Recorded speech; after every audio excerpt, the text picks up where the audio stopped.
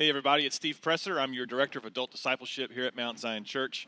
We're in the fourth week now looking at the miracles of Jesus as we look at his signs and wonders found in the Gospel of John. You know, for this week, I want to ask you a question to ponder.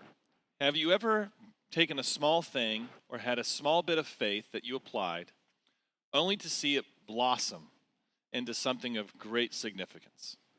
I can think back to whenever I joined the military. I was living in Houston, Texas, and I took a leap of faith. I joined the military because I felt the urge to serve my country and to serve the Lord, and so I joined as a chaplain assistant. Over the course of time, the next year or so, I would come here to Aberdeen Proving Ground, Maryland. It was here that I met my wife. We would later leave military service and come and reside here.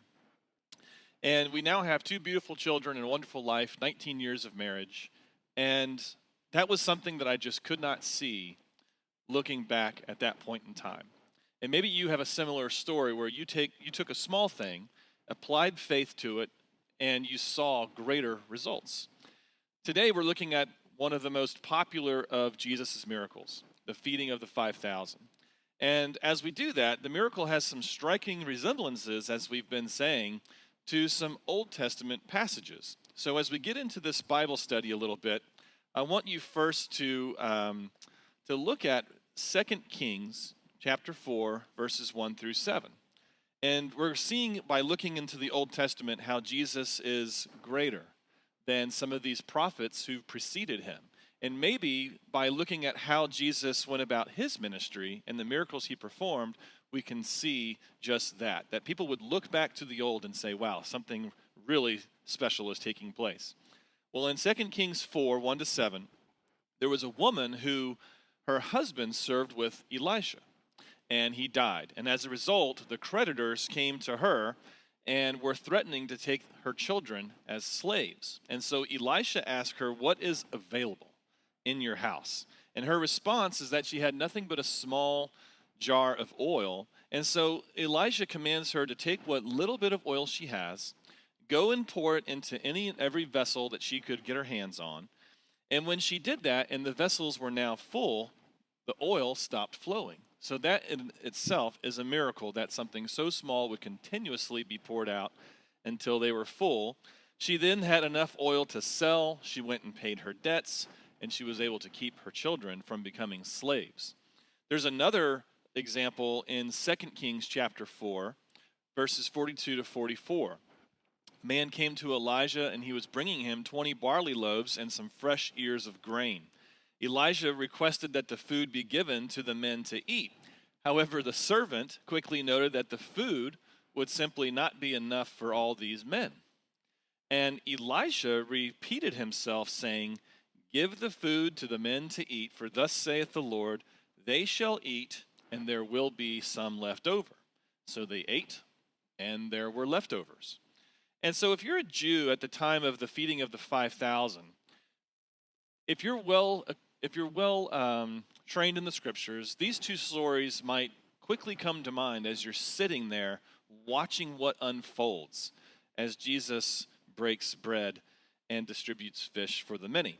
So let's turn then to John chapter 6, verse 1 through 14, and we're going to see how those two stories find themselves with some similarities in this one awesome miracle. It says, after this, Jesus went away to the other side of the Sea of Galilee, which is the Sea of Tiberias, and a large crowd was following him because they saw the signs that he was doing on the sick. Jesus went up on the mountain, and there he sat down with his disciples. Now the Passover, the feast of the Jews, was at hand.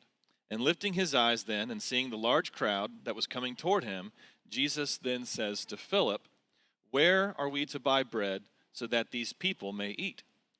He said this to test him, for he himself knew what he would do. And Philip answered him, 200 denarii would not buy enough for even all to have a little.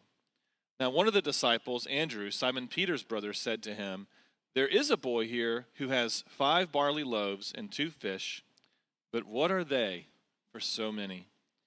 Jesus said, have the people sit down. Now there was much grass in the place. So the men sat down, about 5,000 in number. Jesus then took the loaves, and when he had given thanks, he distributed them to those who were seated. And when they had eaten their fill, he told the disciples, "Gather up the leftover fragments, that nothing may be lost." And so they gathered them up and filled 12 baskets with fragments from the 5 barley loaves left over from those who had eaten. And when the people saw the sign that he had done, they said, "This indeed is the prophet who is to come into the world." And perceiving that they were about to take him by force to make him king, Jesus withdrew again to the mountain by himself. Wow, this is an awesome, awesome miracle. So the feeding of the 5,000, as we've said, it's probably one of the most popular of all of Jesus' miracles because it's recorded in all 4 of the Gospels. It also includes the most amount of people. The miracle happens to fall within the largest chapter in the Gospel of John as well. Within this 24-hour period of time, Jesus feeds the 5,000. He sees multitudes who want to make him king. As we'll talk next week, he walks on the water. He then taught in the synagogue that he himself was the bread of life. And following that, many disciples of Jesus turned away and no longer walked with him, which then, of course, sets the stage for the 12 that we know today. Now, John is careful to mention that Passover was at hand. And this would explain not only the large crowds, but that the crowds were specifically men. The Greek word used here is aner, which indicates men. Anthropos would actually indicate all people. So, as we've said before, oftentimes the miracle itself is not the greater miracle or the greater message to be found. The feeding of the 5,000 really sets the stage perfectly for Jesus' message that is later in this chapter, where he talks that he is the bread of life who has come from heaven. And in light of that, many commentators have attempted to show some differences between the meal that Jesus provided on the mountain versus the Passover meal that was taking place with all of its festivities. So as an example, number one, Jesus' meal, his feast, was rather quite simple. The Passover was rather elaborate. The second thing they say is that the setting is on a mountain versus the temple. And that's a unique one. When you think back, you might remember, I think it was the woman at the well, where Jesus says, or the woman says to Jesus, rather, that, you say that we're supposed to worship at the temple. And Jesus' response is, there's coming a time where you're not going to worship neither here nor there, but we're going to worship in spirit and in truth. And that seems to be what's taking place here, because the third point, Jesus is providing a spiritual feast, whereas across the way, a religious feast of the Passover is taking place. And some would argue that since the Pharisees were leading this, the scribes, the teachers, with such hypocrisy, that really there was no nourishment to be found at all. The crowds, though, they continue to follow Jesus, mostly not for who he is, but rather for what he is doing. They're following him at this point because of the mighty miracles that they are seeing. And so, seeing the crowds, Jesus turns to Philip, and he asks Philip, "Where are we to buy bread?" Where are we to buy bread for these people? And Philip's response is very similar to what response I know I probably would have, and maybe you would too. He looks at the situation and he simply says, 200 days' wages wouldn't be enough to even buy so much food to give these people a taste, let alone actually feed them and fill their bellies. So then why did Jesus test Philip, right? Why did Jesus test him? Well, for one, Philip was from this area, and so he may have been more knowledgeable than anyone else where exactly to go and buy this food. And so there's something to be said about that. Number two, Philip is thought to be the leader of the second group of disciples, so it may very well have fallen to him and his responsibility. If you remember, Peter, Andrew, James, and John, that was those first 4 disciples. They kind of a group all to themselves, the closest of Jesus. And Philip then is seen as the leader of that next group. And the responsibility of going and obtaining resources may have fallen to him. And then thirdly, Philip is somewhat categorized as an analytical disciple. Whenever he is mentioned in scriptures, he seems to be in the midst of a situation where he's analyzing something. So a good follow-up to this then is John chapter 14, 8 through 14. And here, Philip is actually challenged by Jesus for his lack of faith following this story in John chapter 6. And so it's an interesting take because you see Philip in the earlier passages even where it was him who said to the disciples that we have found him of whom Moses and the prophets spoke of. And they say, can anything good come from Nazareth? And it was Philip who said, well, come and see. And then this feeding of the 5,000 takes place and he's being tested. And then later, when Jesus is beginning to reveal his true identity as the Son of God, it was Philip who asked questions again, and Jesus challenges him in John 14. So Philip is a really good study unto himself. But his response seems to indicate that he failed the test. So rather than recognizing that he was in the presence of the Son of God, he became overwhelmed by the present circumstances. And what Jesus was looking for is an expression of faith and not a recital of facts. I'll say that again. Jesus is looking for an expression of faith and not only a recital of facts. So Andrew, he points to a young boy who has this small lunch, and he too recognizes that the food itself is not enough to feed so many. And so again, his faith is on display as being limited here as well. Now, the fish identified is this Greek word opsaria, if I'm pronouncing that correctly. And this indicates that these were minimal, small, maybe peckled fish. And likewise to that, the barley loaves were considered to be an inferior type of bread to the people of that day. It was a grain that was mostly fit for beasts that you would feed to your animals.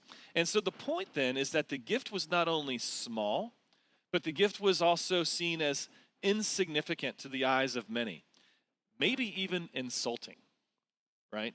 And so the miracle itself provides a handful of spiritual operational points to be made. First off, there is order in this miracle. If you look at the other gospel accounts, Mark specifically mentions that Jesus and the disciples had the groups sit in groups of 50 and 100. And the scripture tells us in 1 Corinthians that God is not a God of disorder, but of peace, and that everything should be done in an orderly way. And there's some order to this miracle. One of the other things we see is that Jesus was giving thanks. That word Eucharist, it's where we get the word for communion, the celebration, the giving of grace or thanks. He gave thanks to God. And of course, it's interesting what that prayer would be. Blessed art thou, Jehovah our God, who causes bread to come forth from the earth. He not only multiplies the bread for the multitudes, but he himself would later speak that he himself is the bread of life come from heaven. The third thing is we see a division of labor emphasized. God does not do for us what we can do for ourselves, but he reserves for himself those things which only he can do. So in other words, we can bring the gift. We can distribute the need. We can give to those who are seated. We can organize things. But God himself is the one who does the multiplying of our resources. We see here also that there's an example that regardless of the gift, God is willing to use whatever we willingly give to him. Even if we think it is an insignificant gift, even if we think it is an insufficient gift, God can use whatever you place in his hands. Here's another point to be made from this. It's a little bit of a spiritual point, but no one walked away hungry. If you come earnestly desiring to be fed from Christ, he will feed you. That is a point that needs to be made. And lastly, there is a principle in giving to be found here. When we give to others, there will be plenty left over for you. Recall that there was 12 basketfuls that came back. Now imagine this point. Imagine if that little boy said, I can't give you this. This is my lunch. Right? This is my lunch, and if I give it away, I won't have anything. Right? Imagine if the boy did that. But in the Lord's economy, we see that he eagerly desires to multiply even the simplest of things if we are willing to trust him first, rather than by being overwhelmed by the facts of a present or given situation. So the feeding of the 5,000, it's a miraculous miracle indeed. Jesus took so little, and yet he fed so many. And perhaps the greatest lesson we can learn is that miracles are waiting to be happen. They're waiting to happen if we will simply trust and if we will obey. God bless you as you go about your week this week. Take care.